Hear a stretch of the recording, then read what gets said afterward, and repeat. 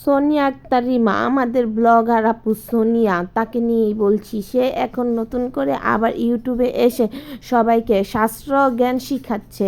তো চলুন সাশ্রয় কি বলে আগে শুনে আসি। যারা খুব জোরে কথা বলে চিল্লাচিল্লি করে তারা বিপজ্জনক নয়, প্রকৃত বিপজ্জনক তো তারা যারা কানে কানে ফিসফিস করে।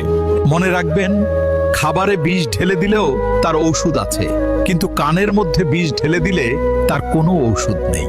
তো কথাটার মানে কি আপনারা অবশ্যই বুঝে গেছেন। সোনিয়া আপু এই কথাটা দিয়ে বুঝাইতে চাইছে এসে চিল্লাইয়া কথা বলে, সবার সামনে এসে কথা বলে, পাবলিকের সামনে এসে কথা বলে, তো সে কিন্তু বিপজ্জনক না। তার ভাইয়ের বউ গোপনে ফিস করে, তার ভাইয়ের বউ হচ্ছে বিপজ্জনক, ডেঞ্জারাস। তো সোনিয়া কিন্তু ভিডিওতে আরও বলছে যে ওর ভাইয়ের বউর সাথে ওর সামনাসামনি কিছুই হয়নি, যা কথা হয় ভিডিওতে তার ভিউয়ার্সদের সামনে। সব ভিউয়ার্সদের সতর্ক করার জন্য ওর ভাইয়ের বউর কুকর্মগুলি ও সবাইকে জানাচ্ছে। তো সবাইকে সতর্ক করার ধারি নিয়েছে সোনিয়া আক্তার রিমা। তো আমার প্রশ্ন হলো, ওর ভাইয়ের বউর সাথে যদি ওর কিছুই না হয়, তাহলে কেন ও সোশ্যাল মিডিয়ায় এসে এসব কথা বলছে, ওর ভাইয়ের বউর কুকীর্তিগুলো ফাঁস করছে?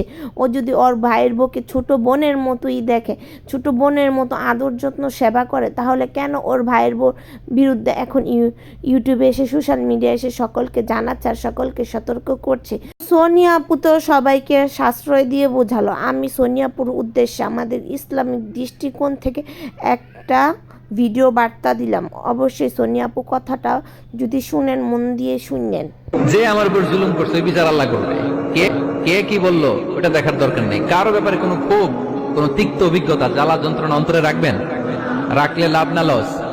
এটা আরো জ্বালা দিবে আমাদের, এটা আরো ভেতর থেকে কষ্ট দিবে। It will burn me inside, ভিতরে জ্বালিয়ে পুড়িয়ে শেষ করে দিবে। এগুলো বয়ে বেড়াতে চাই না আমি সব মাফ করে দিতে চাই। চিল্লায় বলো ঠিক কিনা? তো কথাগুলো শুনে কি বুঝতে পারলেন আপনারা বলেন? সোনিয়া আপু যদি এতই মহৎ মানুষ হয়, ভাইয়ের জন্য 10টা বছর অনেক স্ট্রাগল করেছে, ভাইকে প্রতিষ্ঠিত করেছে, সেই ভাইকেই এখন বাড়ি ছাড়াও হতে হলো ভাইয়ের বউর কারণে। তো সে যদি তার ভাইকে অনেক ভালোবাসে, তাহলে তার উচিত সব রাগ ক্ষোভ ভুলে গিয়ে, তার ভাইয়ের বউ কী করলো না করলো সব কিছু ভুলে গিয়ে তার ভাইকে, ভাইয়ের বউকে বাড়িতে নিয়ে আসার, সব রাগ অভিমান শেষ করে দেওয়ার। কারণ সে যদি ভাইকে সত্যিকারের ভালোবাসে, তাহলে তার ভাইয়ের বউকেও তার ভালোবাসতে হবে। সত্যি কথা বলতে গেলে একটা মানুষ কিন্তু কখনো সব দিক দিয়ে পারফেক্ট হয় না। এটা সোনিয়া আপুর দিক দিয়ে হোক বা ওর ভাইয়ের বউ মিথিলার দিক দিয়ে হোক, সবার ভিতরে কোনো না কোনো খুঁত আছে বা কোনো না কোনো প্রবলেম আছে। সোনিয়া কিন্তু বলেছে মোল্লার জোর মসজিদ পর্যন্তই, তাহলে তার কথা মতোই তার ভাইকে কিন্তু তার ভাইয়ের বাড়িতে আসতেই হবে, বাবা মার কাছে ফিরে আসতেই হবে। আর সত্যি কথা বলতে রক্ত কখনো অস্বীকার করা যায় না।